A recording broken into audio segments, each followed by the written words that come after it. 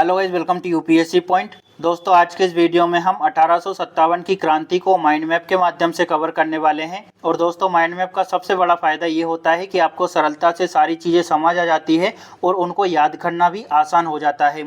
थोड़ा सा मैं आपको सैंपल बता देता हूँ कि किस तरह से हम सारी चीज़ों को कवर करने वाले हैं। दोस्तों, यहाँ पर मैंने एक एक पॉइंट को चुन चुन कर कवर किया है, तो अगर आप ये वीडियो देख लेते हैं तो आपका कोई भी पॉइंट मिस नहीं होगा और आपको परीक्षा में काफ़ी हेल्प होगी। बस आप वीडियो के लास्ट तक बने रहिएगा। तो चलिए आज के टॉपिक को शुरू करते हैं।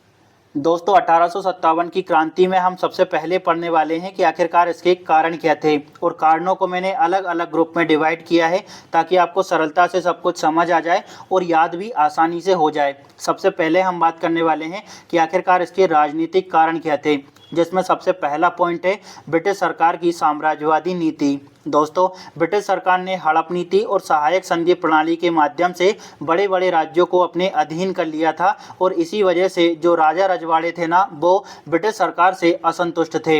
इसके अलावा दोस्तों, डलहौजी ने अवध पर कुशासन का आरोप लगाया और उसको भी अपने अधीन कर लिया। ठीक है, ब्रिटिश सरकार की दोषपूर्ण न्याय व्यवस्था थी, भारतीयों के साथ में पक्षपात किया जाता था। ठीक है, उनको समय पर न्याय नहीं दिया जाता था, इसी वजह से वो भी असंतुष्ट थे। ठीक है, इसके अलावा दोस्तों, दूषित शासन व्यवस्था थी, उच्च पदों पर केवल अंग्रेजों को ही नियुक्त किया जाता था, यानी भारतीयों की नियुक्ति नहीं होती थी। और दोस्तों, ब्रिटिश सरकार से जो छोटे जमींदार थे ना, वो भी असंतुष्ट थे, क्योंकि उनकी ज़मीनें भी छीन ली गई थी और बड़े जमींदारों को दे दी गई थी। तो यहाँ पर राजनीतिक कारण हमारे खत्म होते हैं। ठीक है, अब बात करें कि धार्मिक कारण क्या थे। तो दोस्तों, ब्रिटिश सरकार ने जो है वो भारतीय धर्मों की निंदा की, विशेषकर हिंदू और मुस्लिम धर्मों की।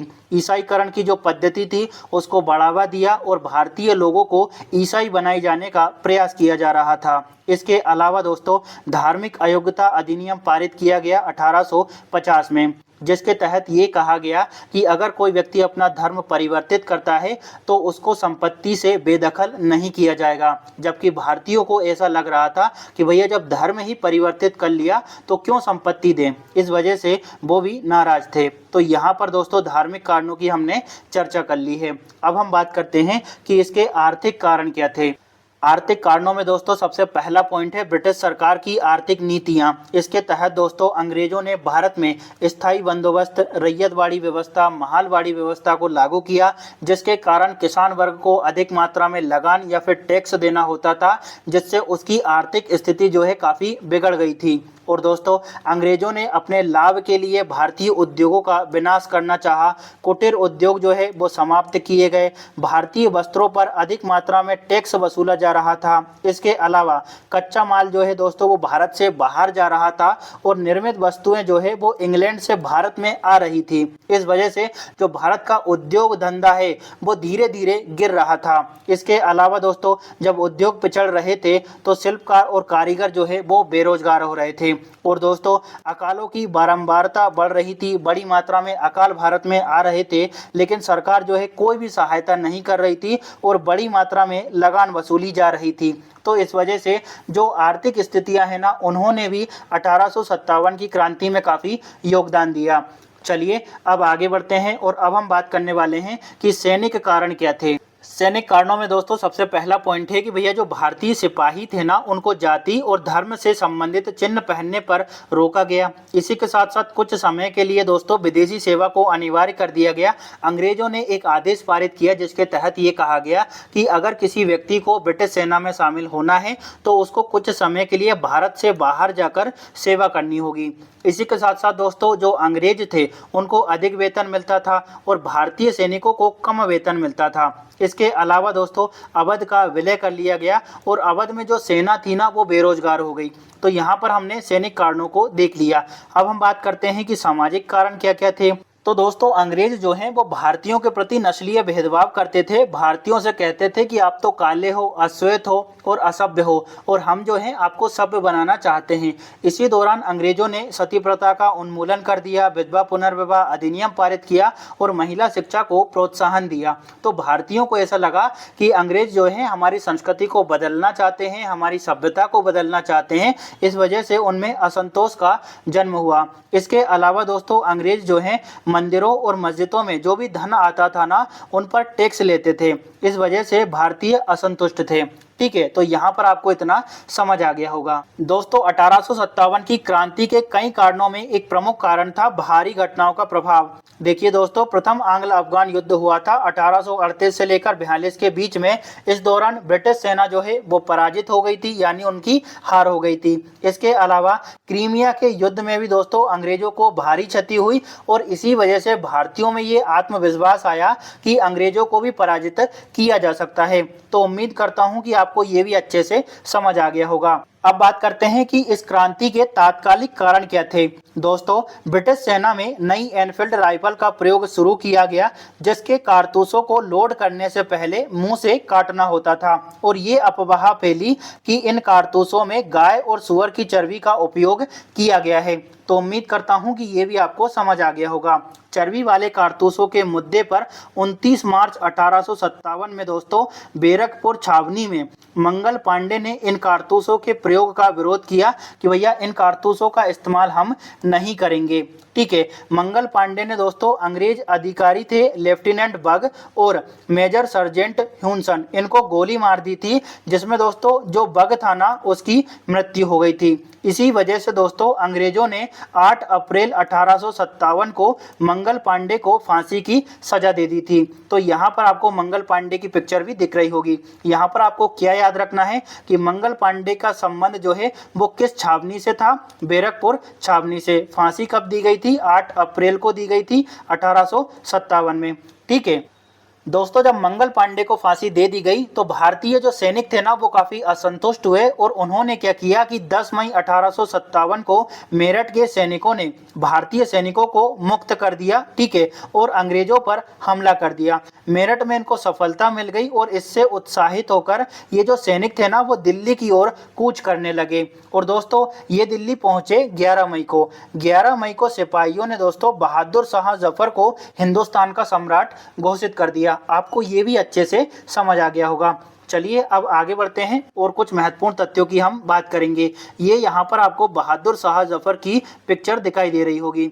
दोस्तों भारतीय रजवाड़े जो थे इन्होंने मुगल शासक के प्रति अपनी निष्ठा की घोषणा की और बहादुर शाह जफर ने 1857 के स्वतंत्रता संग्राम के दौरान भारतीय शासकों को पत्र लिखकर अंग्रेजों के खिलाफ एक संयुक्त संघर्ष के लिए प्रेरित किया। ठीक है, आपको ये भी अच्छे से समझ आ गया होगा। अब हम बात करते हैं कि विद्रोह के दौरान किन लोगों की सहभागिता रही, किन किन लोगों का समर्थन प्राप्त था जो विद्रोह कर रहे थे सैनिक उनको। तो दोस्तों ये जो क्रांति चल रही थी 1857 की, इसमें आम जनता का व्यापक समर्थन मिला नेताओं को। ठीक है, विशेषकर उत्तर पश्चिमी प्रांत और अवध वाले इलाके में। इसके अलावा इस क्रांति में दोस्तों किसानों ने, महिलाओं ने, काश्तकार, मजदूर, छोटे छोटे जमींदार, चर्मकार, भिक्षु और पुजारियों ने भी सक्रिय भूमिका निभाई। देखिए छोटे जमींदार जो है क्रांति का समर्थन कर रहे थे क्योंकि उनकी जमीनें छीन ली गई थी। चर्मकार क्यों समर्थन कर रहे थे? क्योंकि उनके उद्योग धंधे जो है वो पिछड़ रहे थे। अंग्रेज जो है वो उनको उद्योग धंधों से वंचित कर रहे थे, है ना। पुजारी क्यों समर्थन कर रहे थे? क्योंकि भैया मंदिरों से टैक्स वसूल रहे थे। तो यहाँ पर व्यापक समर्थन जो विद्रोह कर रहे थे उन नेताओं को दिया गया था। अब बात करते हैं कि विद्रोह में अंग्रेजों का समर्थन करने वाले राज्य कौन कौन से थे। तो इनमें शामिल थे दोस्तों ग्वालियर के सिंधिया, इंदौर के होलकर और भोपाल के नवाब। इसके अलावा जोधपुर के राजा, कश्मीर के महाराजा, हैदराबाद के जो निज़ाम थे उन्होंने भी अंग्रेजों का समर्थन किया। और सिख शासकों में दोस्तों पटियाला के जो शासक थे ना उन्होंने भी अंग्रेजों का समर्थन किया। तो उम्मीद करता हूँ कि आपको इतना सब कुछ अच्छे से समझ आ गया होगा। चलिए अब आगे बढ़ते हैं दोस्तों, और अब हम बात करने वाले हैं कि विद्रोह के केंद्र कौन कौन से रहे और किसने नेतृत्व किया कहां पर। सबसे पहले दोस्तों अगर हम दिल्ली की बात करें तो दिल्ली में भारतीय नायक थे बहादुर शाह सेकंड और सेनापति के रूप में भूमिका निभा रहे थे बख्त खान। ठीक है, और इनके विद्रोह को दबाने का प्रयास किया जा रहा था। अगर ब्रिटिश अधिकारियों में बात करें तो निकलसन और हडसन ने इनके विद्रोह को दबाने का प्रयास किया। कानपुर की बात करें तो कानपुर में नाना साहब और तात्या टोपे थे। ठीक है, और इनके सामने खड़ा था दोस्तों ब्रिटिश अधिकारी कैंपबेल। लखनऊ की बात करें तो लखनऊ में बेगम हजरत महल भारतीय नायक के रूप में भूमिका निभा रही थी और अहमद उल्ला भी इनके समर्थन में खड़े थे। सामने ब्रिटिश अधिकारी था हेनरी लॉरेंस और कैंपबेल। झांसी की बात करें तो भारतीय नायकों के रूप में झांसी में भूमिका निभा रही थी रानी लक्ष्मीबाई, ठीक है, और इनके सामने खड़ा था ब्रिटिश अधिकारी ह्यूरोज। इलाहाबाद और बनारस में दोस्तों मौलवी लियाकत अली थे और इनके विद्रोह को दबाने का प्रयास किया जा रहा था कर्नल नील द्वारा, ठीक है। जगदीशपुर की बात करें जो कि बिहार में स्थित है, यहाँ पर दोस्तों कुंवर सिंह और अमर सिंह थे, ठीक है, और इनके सामने ब्रिटिश अधिकारी था दोस्तों, दो लोग थे, इन दोनों के विद्रोह को दबाने का प्रयास कर रहे थे, विलियम टेलर और विंसेंट आयर। बरेली में दोस्तों खान बहादुर खान ने नेतृत्व संभाला, यहाँ के प्रमुख नेता रहे और इनके सामने ब्रिटिश अधिकारी था हडसन। चलिए अब आगे बढ़ते हैं, फैजाबाद की बात करते हैं। फैजाबाद में दोस्तों मौलवी अहमद उल्ला ने नेतृत्व संभाला हुआ था और इनके विरोध में खड़ा था कर्नल नील, ठीक है, जो कि इनके विद्रोह को दबाने का प्रयास कर रहा था। फतेहपुर की बात करें तो यहाँ पर अजीमुल्ला थे, अजीमुल्ला के सामने खड़ा था जनरल रेनर्ड, ठीक है। फरुखाबाद की अगर हम बात करें तो यहाँ पर थे दोस्तों तफज्जल हुसैन, ठीक है, नवाब तफज्जल हुसैन। बैरकपुर की बात करें तो दोस्तों बैरकपुर में मंगल पांडे जो है भारतीय नायक के रूप में भूमिका निभा चुके थे, ठीक है। ओडिशा की बात करें तो ओडिशा में दोस्तों 1857 की क्रांति का नेतृत्व दो लोगों ने किया, सुरेंद्र शाही और उज्जवल शाही, ठीक है। कुल्लू में नेतृत्व किया था दोस्तों राजा प्रताप सिंह ने, थोड़ा सा ऊपर नीचे हो गया है, तो कुल्लू में नेतृत्व किया था राजा प्रताप सिंह ने, इनका नाम अच्छे से याद रखना है। और बरेली का तो मैं आपको बता ही चुका हूँ, बरेली में खान बहादुर खान ने नेतृत्व किया था, इनको हमने देख लिया था। तो उम्मीद करता हूं दोस्तों आपको ये पूरा बहुत ही अच्छे से समझ आ गया होगा और आशा करता हूं कि आपको वीडियो भी काफ़ी अच्छी लग रही होगी। चलिए अब हम आगे बढ़ते हैं। अब हम बात करते हैं कि 1857 की क्रांति का आखिरकार दमन कैसे किया गया। दोस्तों लॉर्ड कैनिंग ने बाहर से ब्रिटिश सेनाएं बुलवाई इस विद्रोह को दबाने के लिए, जिसने हजारों निर्दोष लोगों का नरसंहार किया और सैकड़ों लोगों को फांसी दे दी गई। दोस्तों जनरल नील ने बनारस और इलाहाबाद में लोगों की अमानवीय हत्या की। बहादुर शाह जफर को गिरफ्तार कर लिया गया और उसको रंगून भेज दिया गया, जहां पर 1862 में उसकी मृत्यु हो गई थी, ठीक है। और उसके जो बेटे थे ना उनको गोलियां मार दी गई और इस तरह से दोस्तों मुगल का जो शाही वंश था ना वो पूरी तरह से समाप्त हो गया। युद्ध के बाद में सितंबर 1857 में दोस्तों अंग्रेजों ने पुनः दिल्ली पर कब्जा कर लिया था, ठीक है। तो आपको ये भी अच्छे से समझ आ गया होगा। 1857 का जो विद्रोह है वो लगभग 1 वर्ष से अधिक समय तक चला और 1858 के मध्य में इसको पूरी तरह से दबा दिया गया था। इसके अलावा दोस्तों आपको एक और पॉइंट ये भी याद रखना है कि इस क्रांति के दमन में सिल रेजिमेंट के जो भी सैनिक थे ना उन्होंने अंग्रेज सरकार की सहायता की ताकि विद्रोह को सरलतापूर्वक दबाया जा सके।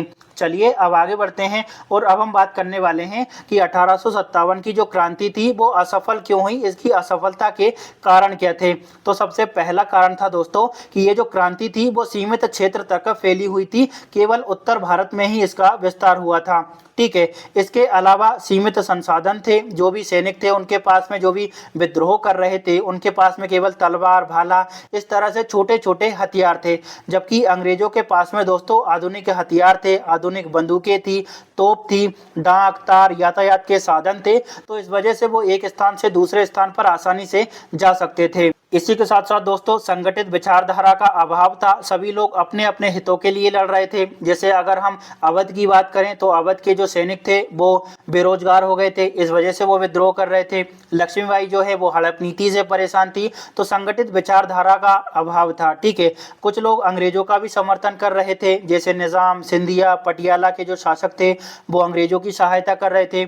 शिक्षित वर्ग जो है वो उदासीन था, ठीक है। यहाँ पर शिक्षित वर्ग ने कोई महत्वपूर्ण भूमिका नहीं निभाई और नेतृत्व जो है वो केवल सामंतों के हाथों में ही था। इसके अलावा दोस्तों उचित रणनीति का अभाव था, यानी ये डिसाइड किया गया था कि 31 मई को क्रांति की जाएगी, अंग्रेजों का विरोध किया जाएगा, लेकिन 10 मई से ही ये क्रांति शुरू हो गई थी। यानी 20 दिन पहले अगर कोई क्रांति शुरू हो जाए तो सही रणनीति कैसे बनेगी, यानी 20 दिन में बहुत कुछ किया जा सकता है। तो यहाँ पर 31 मई की डेट को डिसाइड किया गया था, लेकिन 10 मई को ही विद्रोह शुरू हो गया था।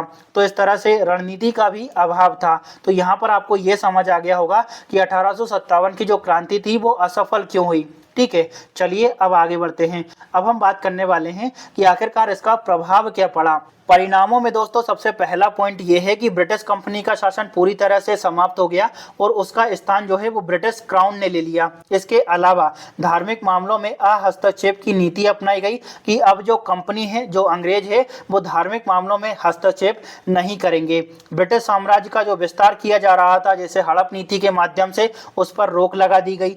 पील आयोग का गठन किया गया और उसकी सिफारिशों के आधार पर सेना में बदलाव किया गया। ठीक है, यानी अंग्रेज सैनिकों की संख्या को बढ़ाया गया और भारतीय सैनिकों की जो संख्या थी उसको कम किया गया। ठीक है, सेना और तोपखाना जो है, जो विभाग था, सेना और तोपखाना विभाग, उसको पूर्णतः यूरोपियों के अधीन कर दिया गया, यानी उसको भारतीयों को नहीं सौंपा गया। ठीक है, भारतीय शासकों को उत्तराधिकारी चुनने का अधिकार दिया गया। इसी के साथ दोस्तों भारतीयों और अंग्रेजों में काफ़ी कटुता बढ़ी और राष्ट्रवाद को प्रोत्साहन मिला। ये जो प्रभाव था वो भारतीयों के पक्ष में था। इसके अलावा अब ये डिसाइड किया गया कि जो गवर्नर जनरल है उसका नाम बदलकर हम वायसराय रखेंगे, यानी गवर्नर जनरल का नाम बदलकर वायसराय कर दिया गया और लॉर्ड कैनिंग जो है वो भारत के पहले वायसराय बनाए गए। बिहार और अवध के सैनिकों को गैर लड़ाकू घोषित किया गया। सेना के रेजिमेंट जो थे उनको जाति, समुदाय और धर्म के आधार पर विभाजित कर दिया गया। यहाँ पर यह डिसाइड हुआ कि अगर हम जाति और समुदाय के हिसाब से सेना में लोगों को शामिल करेंगे, अलग अलग रेजिमेंट बनाएंगे, तो जो सेना में शामिल लोग हैं ना वो विद्रोह नहीं कर पाएंगे, क्योंकि अलग अलग जाति होगी, अलग अलग धर्म होगा। इसी के साथ साथ सभी को समान सुरक्षा दी जाएगी, ऐसा निश्चित हुआ। तो यहाँ पर हमने 1857 की क्रांति के क्या प्रभाव हुए, क्या परिणाम हुए, उनको देख लिया है। चलिए अब आगे बढ़ते हैं। अब हम बात करने वाले हैं कि 1857 की जो क्रांति थी उस पर कौन कौन सी पुस्तकें लिखी गई। यहाँ से हमारी परीक्षा में पुस्तकों से सीधे तौर पर प्रश्न पूछा जाता है कि पुस्तक का नाम दे दिया और पूछ रहे हैं कि इसके लेखक कौन हैं। ठीक है, तो यहाँ पर हम उनके बारे में चर्चा कर लेते हैं। 1857 की क्रांति पर आधारित पहली पुस्तक है दोस्तों the first war of independence. इसको लिखा गया था विनायक दामोदर सावरकर द्वारा। इसके बाद दूसरी पुस्तक है दोस्तों college of the Indian mutiny. इसको लिखा गया था सर सैयद अहमद खान द्वारा। तीसरी पुस्तक है दोस्तों द ग्रेट रिवेलियन। इसको लिखा गया था अशोक मेहता द्वारा। चौथी पुस्तक हमारे सामने है जिसका नाम है 1857। इसके लेखक कौन है? एस.एन. सेन। ठीक है, पांचवी पुस्तक का नाम है रिवेलियन 1857। इसके लेखक थे पी.सी. जोशी। इसके अलावा दोस्तों छठी पुस्तक का नाम है जो कि 1857 की क्रांति पर आधारित है the sepoy mutiny and the revolt of 1857, जिसको लिखा गया था आर.सी. मजूमदार द्वारा। ठीक है, तो पुस्तकों के नाम आपको अच्छे से याद रखना है। मैंने जितनी भी इंपॉर्टेंट पुस्तकें थी यहाँ पर आपको बता दी। आगे बढ़ने से पहले दोस्तों आपको एक छोटी सी इन्फॉर्मेशन देना चाहता हूँ। देखिए हमारी परीक्षा में क्या होता है, पुस्तकें और उनके रचयिता हमेशा ही पूछे जाते हैं।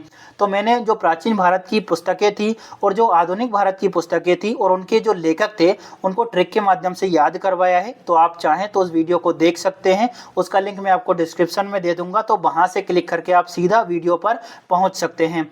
चलिए अब हम आगे बढ़ते हैं। अब हम बात करने वाले हैं कि 1857 के विद्रोह पर इतिहासकारों के मत क्या रहे, उन्होंने क्या कहा। दोस्तों यहाँ से हमारी परीक्षा में प्रश्न पूछा जाता है, एक कथन दे देते हैं और 4 ऑप्शन दे दिए जाते हैं और पूछा जाता है कि ये जो कथन दिया गया है वो किस विद्वान द्वारा कहा गया है। तो यहाँ पर दोस्तों कुछ इंपॉर्टेंट कथन मैंने कवर किए हैं जो कि 1857 की क्रांति से संबंधित है और विद्वानों द्वारा दिए गए हैं, तो उनको देख लेते हैं। सबसे पहले हम देखते हैं कि बी.डी. सावरकर और अशोक मेहता ने 1857 की क्रांति के संदर्भ में क्या कहा था। तो इन्होंने कहा कि यह जो विद्रोह है वो राष्ट्रीय स्वतंत्रता हेतु सुनियोजित युद्ध था। ऐसा किसने कहा? बी.डी. सावरकर और अशोक मेहता ने। इसके बाद दूसरा कथन है यह पूर्णतः सिपाही विद्रोह था। ऐसा कहा था सर जॉन लॉरेंस और सीले ने। इसके बाद तीसरा कथन है दोस्तों 1857 का विद्रोह स्वतंत्रता संग्राम नहीं था। ऐसा किसने कहा? आर.सी. मजूमदार ने। ठीक है, तो तीनों कथन आपको अच्छे से समझ आ गए। इसके बाद दोस्तों चौथा कथन हमारे सामने है हिंदू मुस्लिम षड्यंत्र का परिणाम था। यानी 1857 का जो विद्रोह था, जो क्रांति थी, वो हिंदू मुस्लिम षड्यंत्र का परिणाम था। ऐसा किसने कहा? सर जेम्स आउटरम, ठीक है, और डब्ल्यू टेलर ने। चलिए अब आगे बढ़ते हैं, कुछ और कथनों को हम देखेंगे। 1857 का विद्रोह प्रथम स्वतंत्रता संग्राम था, ऐसा कहा था वीडी सावरकर ने। इसके बाद 1857 का विद्रोह मात्र एक सैनिक विद्रोह नहीं था, बल्कि स्वतंत्रता के लिए भारतीयों का आंदोलन था, ऐसा कहा था दोस्तों जवाहरलाल नेहरू ने। ठीक है, इसके बाद तीसरा कथन है हमारे इस पेज में, तीसरा कथन है यह सभ्यता और बर्बरता का संघर्ष था, ऐसा कहा था टी.आर. होम्स ने। ये सभी 1857 की क्रांति के संदर्भ में कहे जा रहे थे। इस पेज में हमारा चौथा कथन है यह ईसाइयों के विरुद्ध एक धर्म युद्ध था, ऐसा किसने कहा था? L.R. रिज ने। तो उम्मीद करता हूं कि आपको ये अच्छे से समझ आ गया होगा। चलिए अब आगे बढ़ते हैं दोस्तों, कुछ और कथनों को देखेंगे। देखिए 1857 की क्रांति के संदर्भ में डॉक्टर रामविलास शर्मा ने कहा कि ये जो क्रांति थी वो एक जन क्रांति थी। इसके बाद अगला कथन है दोस्तों 1857 का जो विद्रोह था यह एक राष्ट्रीय विद्रोह था, और ऐसा कहा था बेंजामिन डिज़रायली ने। ठीक है, तो दोनों को आपको अच्छे से याद रखना है दोस्तों। यहाँ पर मैंने सारी चीज़ों को विस्तार से कवर किया है। एक पॉइंट आपको यहाँ पर ये बताना चाहता हूँ कि जिस तरह से हम माइंड मैप से सारी चीज़ें पढ़ रहे हैं, उसी तरह से दोस्तों मैंने गांधी युग को माइंड मैप से पढ़ाया है, जनजातीय आंदोलन, किसान आंदोलन, इन सभी को हम माइंड मैप के माध्यम से पढ़ चुके हैं। अगर आप उन वीडियोस को देखना चाहें तो देख सकते हैं। और उम्मीद करता हूं दोस्तों यह वीडियो आपको काफ़ी अच्छा लगा होगा। अगर वीडियो थोड़ा बहुत भी अच्छा लगा हो तो लाइक, शेयर और सब्सक्राइब जरूर करें, साथ ही कमेंट जरूर करें। Thank you.